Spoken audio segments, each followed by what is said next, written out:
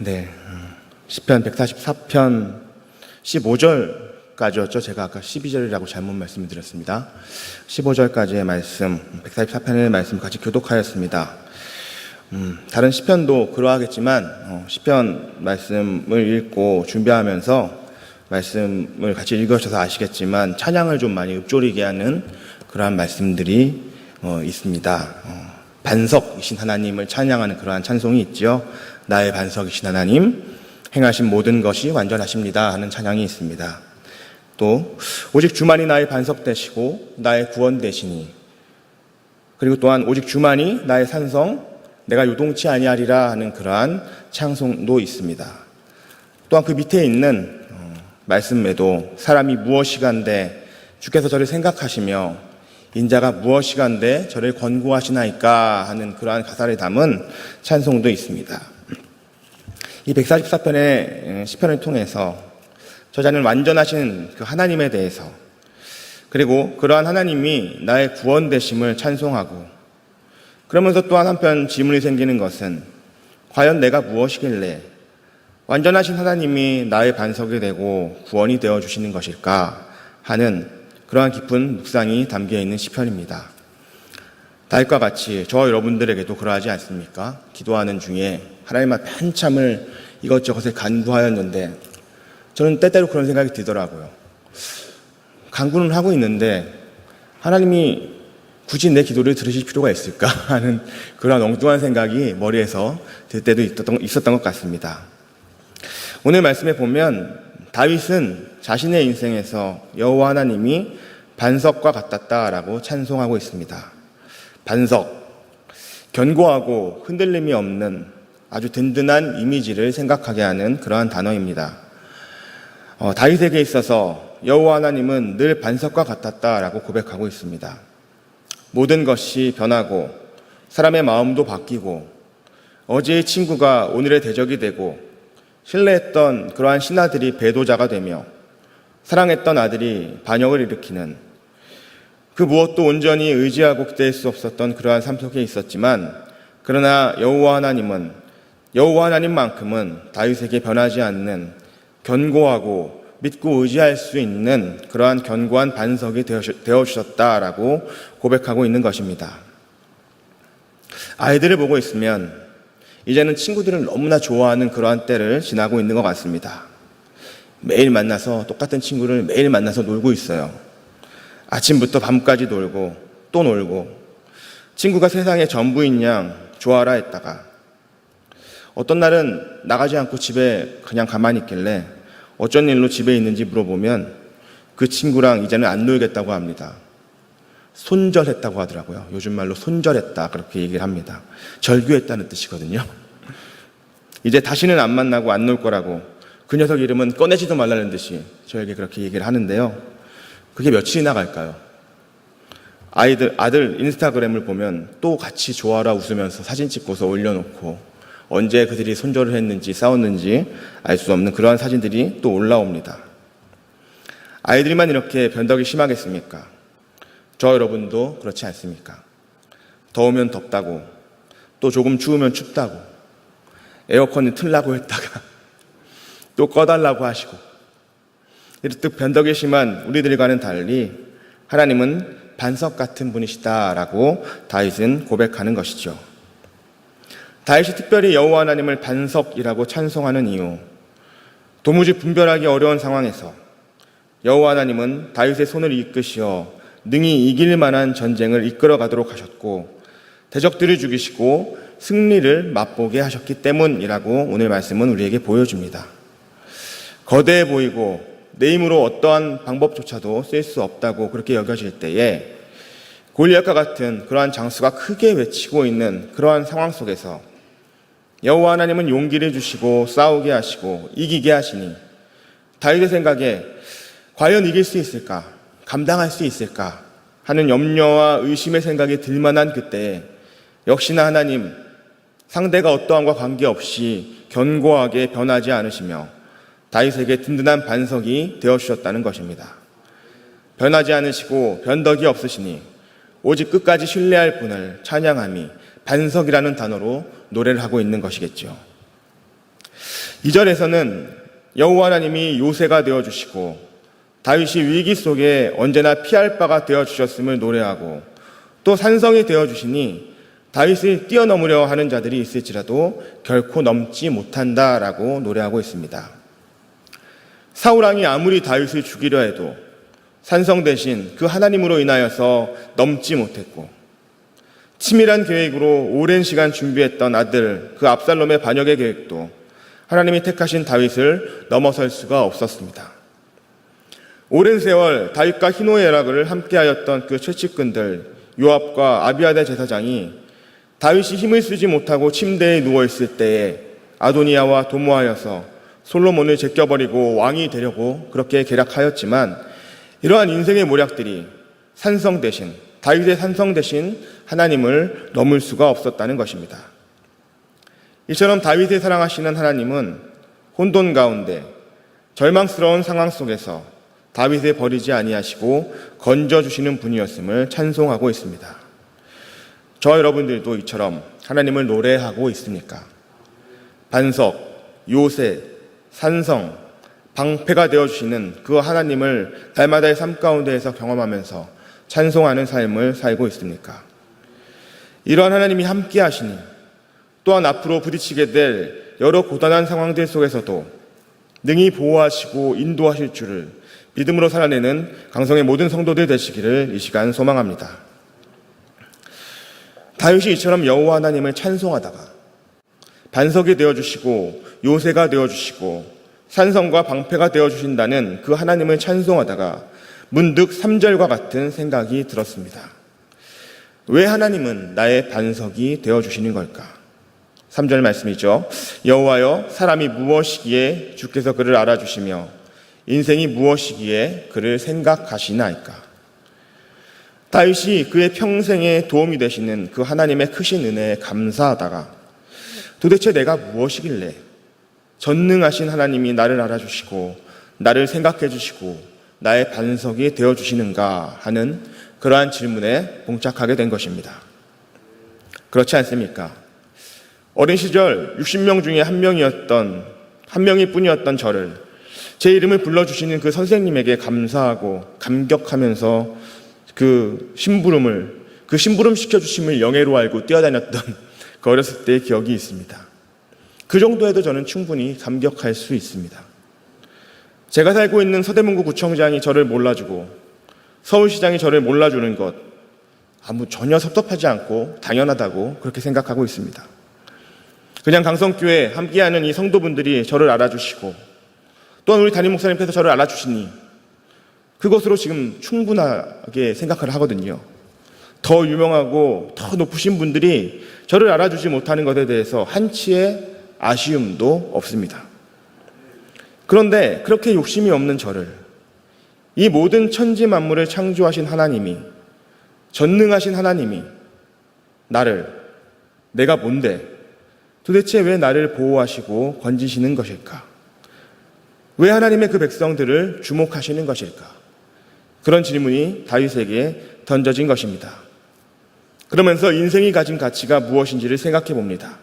4절의 말씀입니다.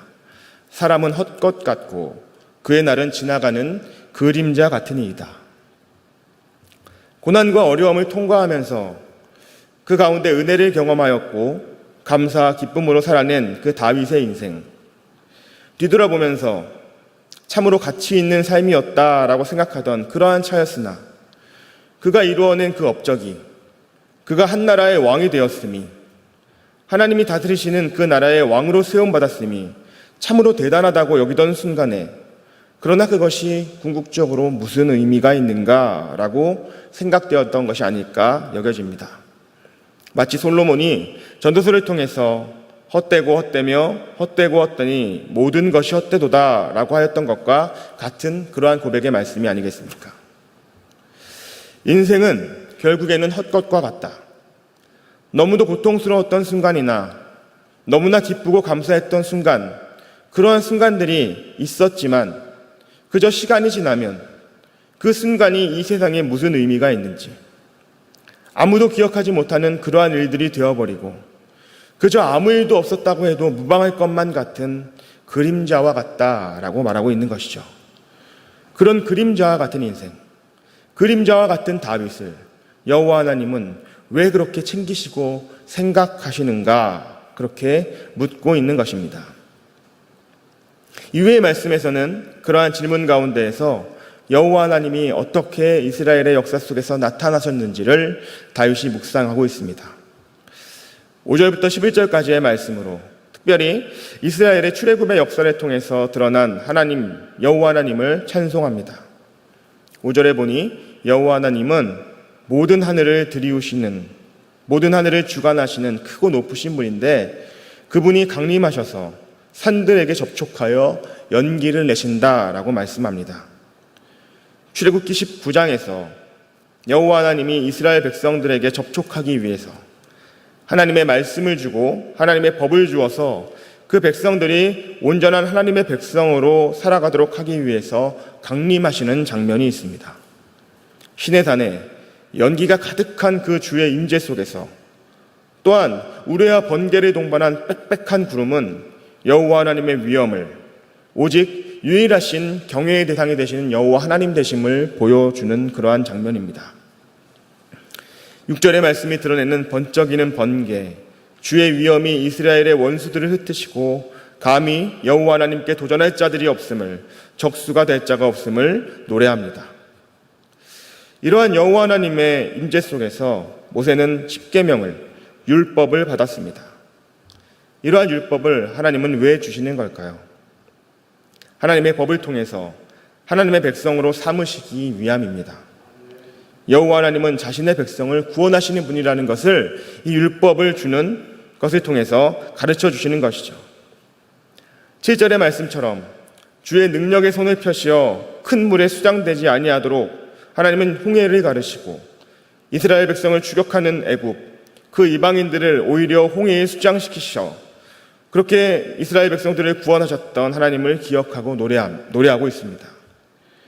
애굽의 바로 왕은 수차례 거짓을 말하고 그 마음을 강팍하게 하여서 이스라엘을 그 노예된 자리에서 놓아주려고 하지 않았지만 끝내 하나님은 10가지 재앙을 통해서 애굽으로 하여금 이스라엘의 여호와 하나님을 인정할 수밖에 없게 하였고 그렇게 구원을 베푸신 은혜를 다윗은 다시금 새 노래로 찬양하겠노라고 고백하고 있는 것입니다.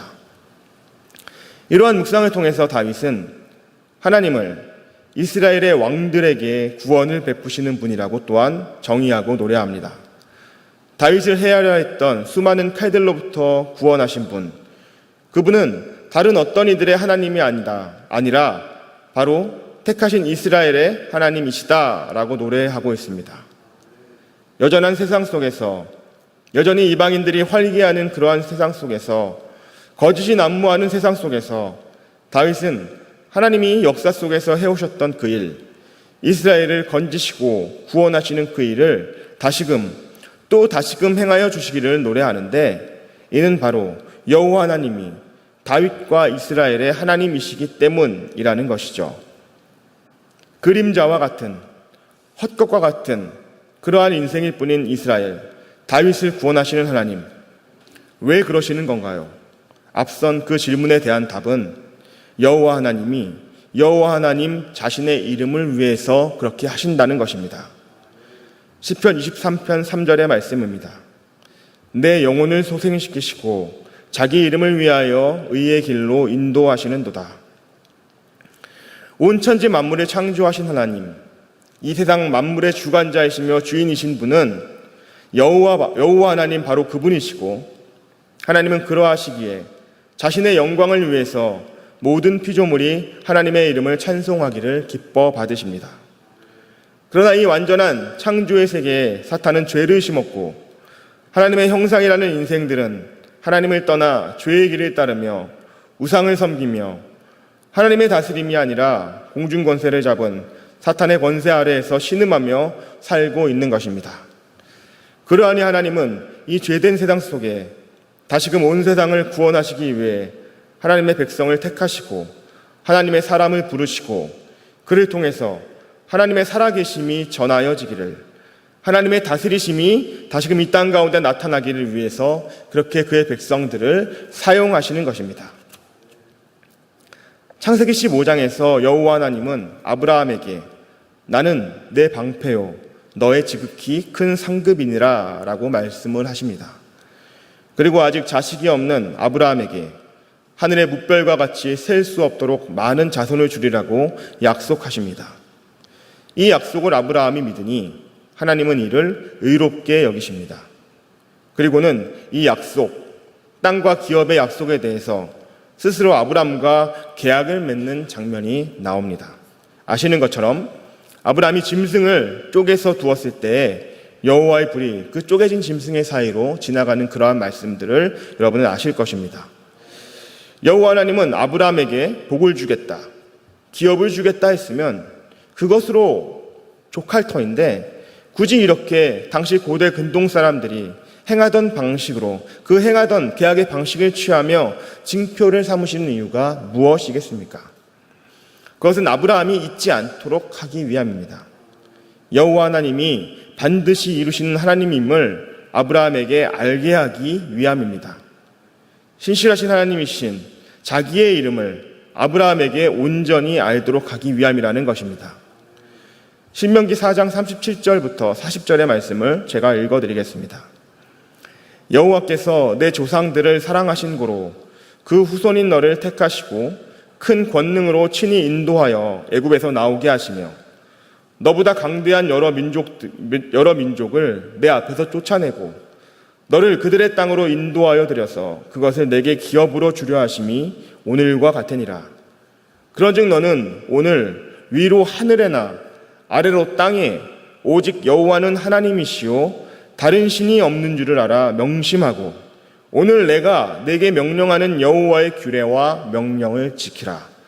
너와 내 후손이 복을 받아 내 하나님 여호와께서 내게 주시는 땅에서 한없이 오래 살리라. 이스라엘을 택하시고 구원하신 이유, 오직 하늘 위에나 땅과 땅 아래에나 유일하신 하나님은 바로 여호와 하나님 그분뿐임을, 그 이름뿐임을 알게 하시기 위함이라고 말씀하시는 것입니다. 자기 이름을 위하여라고 하니까 우리 수준에서는 그저 하나님이 스스로 잘난 체 하시는 것처럼 그렇게 여겨지는 그러한 구절로 보이진 않으셨습니까?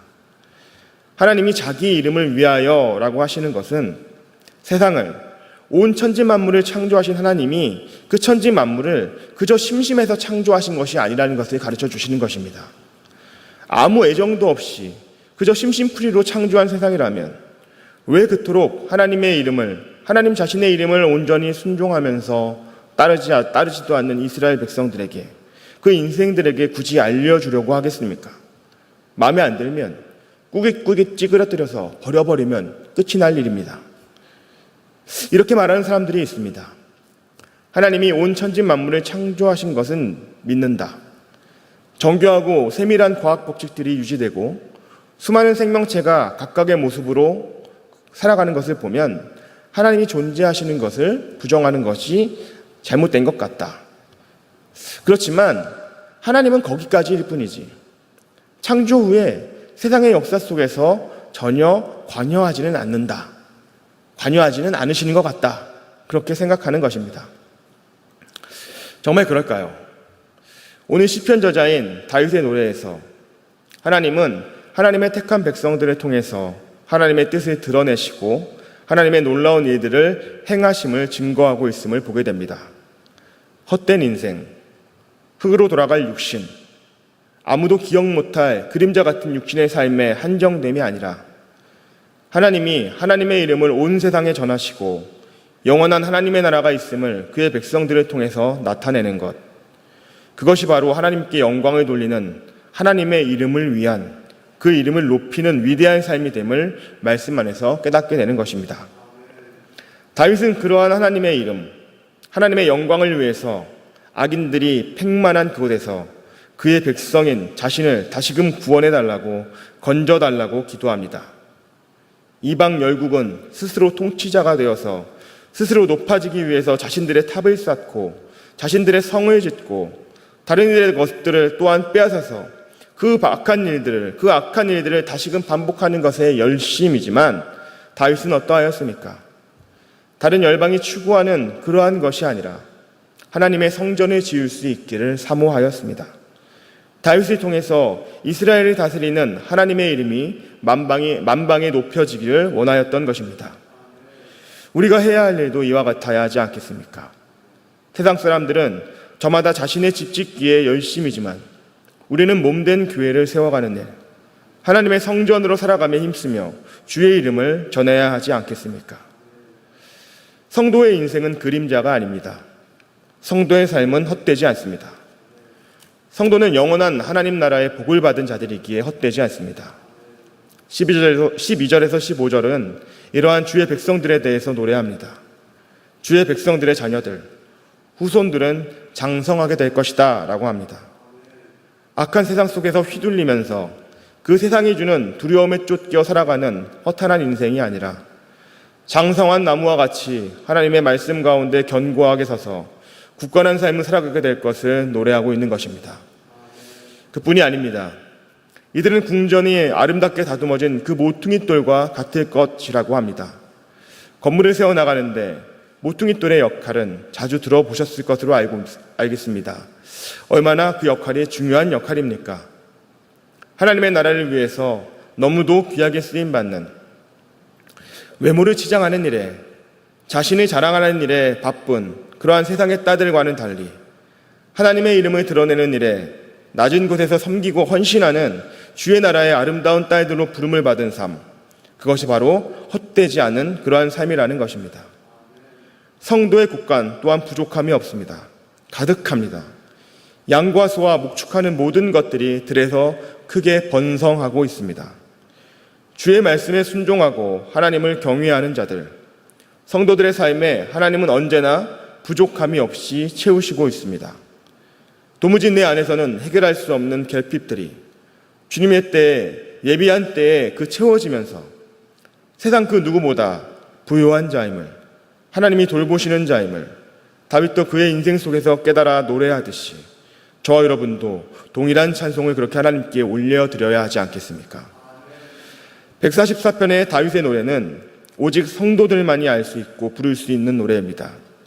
세상에 속한 이방인들이 알지 못하고 부를 수 없는 노래라는 것입니다. 15절은 여호와를 자기 하나님으로 삼은 백성들이 부를 노래라고 합니다. 저와 여러분의 그 인생의 자리에 무엇 하나 정말로 뭔가 대단한 것이 있으십니까? 어떤 업적과 성취가 있으셔서 자랑으로 삼고 계신 것들이 있습니까? 평생 부유함을 꿈꾸며 자기 손에 움켜둔 그 수많은 재산을 제대로 다 써보지도 못하고 수명이 다하여 자식들은 이제 그 재산을 더 차지하기 위해서 다투고 있는 그 헛되고 허탄한 인생의 이야기들이 우리 주변에 얼마나 많이 들려옵니까? 스스로 인생의 의미를 찾고 그 목적하는 바를 이루기 위해서 사람들과 관계하며 속고 속이기를 반복하는 그러한 삶을 살다가 결국 맞이하게 된 상실감 가득한 그 자리에서 그 누구도 나를 도울 자가 없음에 스스로 목숨을 버리는 인생의 이야기도 점점 늘어가는 그러한 시대 속에 우리는 살고 있습니다.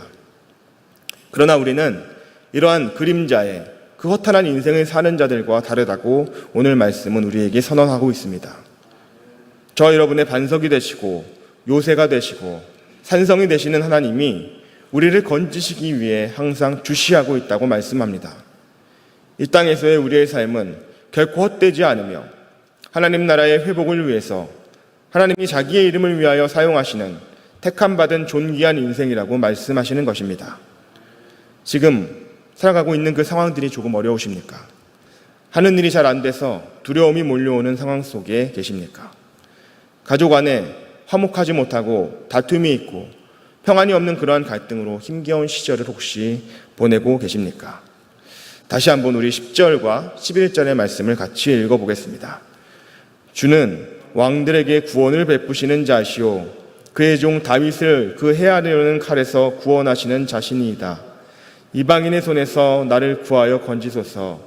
그들의 입은 거짓을 말하며 그 오른손은 거짓의 오른손이니이다. 다윗과 같이 간절하게 그리고 주의 자녀됨으로 또한 당당하게 주님께 기도합시다. 마땅히 주의 이름을 위하여 나를 사망의 음침한 골짜기에서 구해주심이 당연하지 않으시냐고 주님께 구합시다. 하나님을, 우리 구주 예수 그리스도를 주인으로 왕으로 삼아 섬기는 저와 여러분에게 하나님은 복을 내리시고 또한 끊임없이 채우실 예비된 복들이 넘쳐남을, 영원한 하나님 나라에서 허락하실 큰 상급들을 믿음으로 바라보면서 늘 찬송하기를, 주께서 우리에게 행하신 놀라운 일들을 기억하고 찬송하면서 기쁨으로 살아내는, 승리하여 살아내는 모든 강성의 교우들이 되시기를 이 시간 소망합니다. 기도하겠습니다. 사랑해 주님 감사합니다. 악한 세상 속에서 온전한 하나님 나라를 바라볼 수 있는 그 말씀을 우리에게 허락하시고 그 말씀을 믿을 수 있는 믿음을 우리 안에 허락하여 주신 주님께 감사드립니다. 그러나 여전히 우리의 눈은 세상 가운데 떠져 있고 우리의 귀는 혼탁한 세상의 소리들로 집중하고 있는 연약한 삶을 살 수밖에 없는 그러한 자리에 있습니다. 그러나 주님께서 우리를 구원하기 위해서 보내주셨던 예수 그리스도를 매일매일의 말씀 가운데 다시금 찾아내고 발견하고 묵상하면서 이 혼탁한 세상 속에서 주님의 백성으로 허탄한 일에 쫓겨 그림자와 같은 삶이 아니라 주님께서 주님의 이름을 위해서 우리를 부르셨음을 기억하며 하나님 나라의 징표로서 증인으로서 온전히 살아낼 수 있는 우리 모든 강성의 교우들 될 수 있도록 이 시간 인도하여 주시옵소서. 감사드리며 거룩하신 예수님의 이름으로 기도드립니다.